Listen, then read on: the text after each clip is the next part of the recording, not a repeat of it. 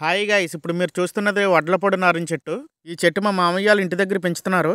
ఈ నారింజ కాయలు తీతీగా పులపులగా చాలా టేస్టీగా ఉంటాయి. ఈ చెట్టు కాపు వచ్చిన కాడి నుంచి ప్రతి సంవత్సరం తెగ్గాస్తుంది. నేనైతే ఈరోజు బాగా పరువు తగిలిన 2 నారింజ కాయలు తెంపుతున్నాను. డొంకుని ఏమీ లేకపోవడంతో ఈ కర్ర సాయంతో కాయలు రాలగొడుతున్నాను. ఈ నారింజ పండ్లు ఒకటి కంటే ఎక్కువ తినలేము, పళ్ళు జుమ్మంటాయి. పరువు తగలలేని కాయలు అయితే అస్సలు తినలేము, చాలా పుల్లగా ఉంటాయి. లైట్గా ఎల్లో కలర్లో వచ్చినప్పుడే కోసుకోవాలి.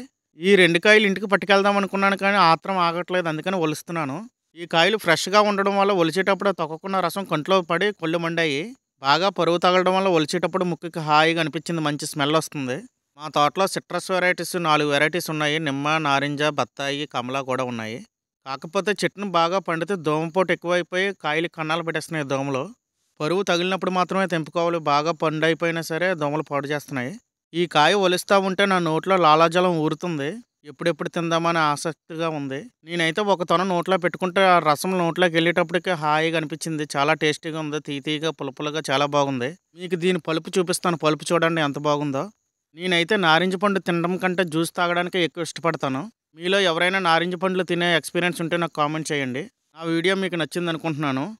వీడియో నచ్చినట్లయితే please like and share, subscribe చేయండి. మర్చిపోవద్దు, నా ఛానల్ సపోర్ట్ చేయండి.